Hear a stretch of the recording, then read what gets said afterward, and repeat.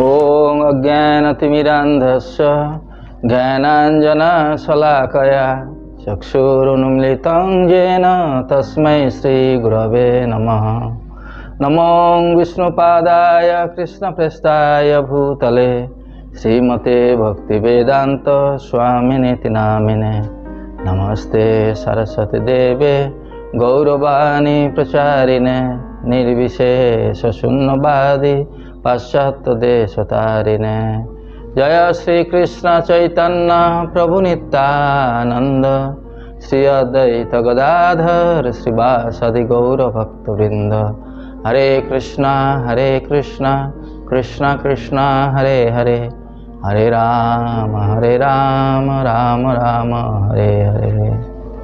तो ब्रह्मांड पुराण में वर्णन किए गए हैं जो पौष महीना में जो शुक्ल पक्ष में जो एकादशी आते हैं, युधिष्ठिर महाराज जनार्दन कृष्ण को प्रश्न पूछ रहे हैं। जो पौष महीना में शुक्ल पक्ष में जो एकादशी आते हैं वो एकादशी का नाम क्या है और वो एकादशी व्रत कैसे हम लोग पालन करें और एकादशी व्रत पालन करने से हमारा फायदा क्या है और आप किससे संतुष्ट हो के एकादशी का व्रत का पालन करने के बाद आप इसका जो फल क्या मिलता है, आप सविस्तार में हमको बताइए। तो जनार्दन कृष्ण भगवान इसका युधिष्ठिर महाराज का प्रश्न सुनकर बहुत खुश हुए। वो बताने लगे, देखो ये जो एकादशी है पाप नाशिनी एकादशी पुत्रोदय एकादशी का नाम से प्रसिद्ध है। ये पुत्रोदय एकादशी का जो सिद्धिदाता है भगवान नारायण, ये व्रत त्रिभुवन में ये एकादशी व्रत जो लोग भी पालन कर रहे हैं तो उससे और कोई उत्तम जो व्रत नहीं है। तो ये व्रत जो कैसे पालन करते हैं इसका एक कहानियाँ हम आपको सुना रहा हूँ। तो भद्रावती नगर में एक सुकेतुमान एक राजा थे और उनका जो स्त्री था उनका नाम है शैब्या। राजा बहुत पुण्यवान थे। राजा बहुत प्रजा का साथ बहुत आनंद में रहते थे, लेकिन राजा के मन में एक शंका था और एक दुख था। वो क्या है ना, राजा का कुछ पुत्र संतान नहीं था। तो राजा को जानते थे जो अगर किसी का पुत्र संतान है नहीं तो ये जो देवर्षि का जो देवता लोगों का ऋण है, मुनि ऋषि का प्रति जो ऋण है, मनुष्य लोग का प्रति जो ऋण है, वो ऋण कैसे हम परिशोध करेंगे और पूत नामक नरक से कैसे उद्धार होंगे। तो इसके लिए राजा बहुत चिंतित थे तो और बहुत मर्माहत भी थे। तो ऐसा तो क्या होगा। तो एक बार राजा ऐसा सोचा मन में जो हम सुसाइड करें, लेकिन सोचा अगर सुसाइड करने से क्या हमारा ये समस्या का समाधान हो जाएगा, नहीं होगा। तो इसके लिए राजा क्या किए, तो एक दिन क्या किया ना, अपना राज्य छोड़कर वो वन में चले गए। वन में जाने के बाद एक जगह एक बहुत मनोरम एक सरोवर राजा का देखा और सरोवर का जो बैंक है, सरोवर का जो पास में सब मुनि ऋषि लोग वेद पाठ कर रहे थे और राजहंस जो है चक्रवाक बहुत सारी जो पंक्षियाँ जो है बर्ड्स है वो लोग वहाँ थे। बहुत मनोरम परिवेश थे। तो राजा वहाँ पर आने के बाद ऋषि को ससंभ्रम में प्रणाम किए, उनको पाद्यार्घ्य देकर दंडवत किए, पूजा किए। तो मुनि लोग बहुत प्रसन्न हुए राजा के व्यवहार से। तो राजा को पूछे, बताइए आपको देख रहा हूँ आपका मन भाराक्रांत है, आपका जो मन में कुछ बादल का छाया देख रहा हूँ, क्यों बताइए हम लोग को सबको बताइए। तो राजा पूछे जो आप लोग यहाँ पे किसके लिए इकट्ठे हुए हैं।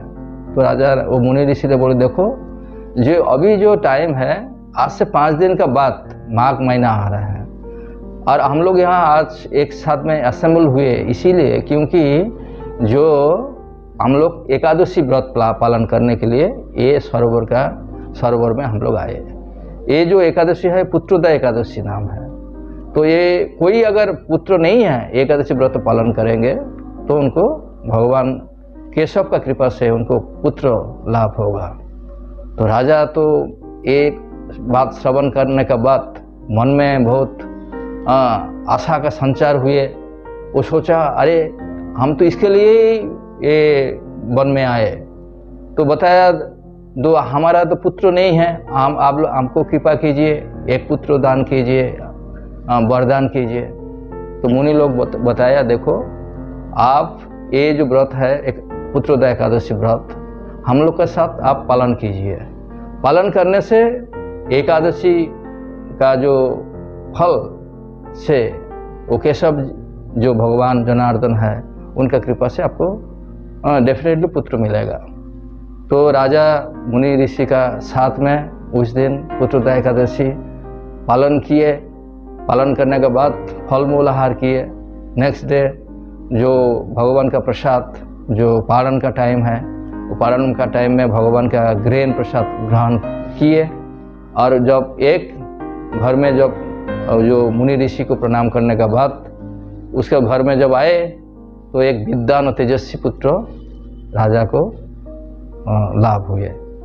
तो ये जो पुत्रोदय एकादशी, वो पुत नामक नरक से उसका पितृपुरुष को उद्धार करते हैं। लेकिन भक्तों लोग सोच सकते हैं, जो लोग ब्रह्मचारी लोग हैं, जो हम लोग का तो फिर क्या होगा, हम लोग का तो कुछ पुत्र संतान नहीं है, हम लोग शादी किए नहीं हैं, तो क्या हमारा कुछ गति नहीं होगा क्या? तो शास्त्र में बताते हैं, जो जैसा देवर्षि भूताप्ता नाम पितृनाम, जो हमारा देवता का प्रति ऋण है, हमारा ऋषि का प्रति ऋण है, हमारा बहुत सारी सबका पास ऋण है, वो ऋण जो कैसे हम लोग परिशोध कर सकते हैं?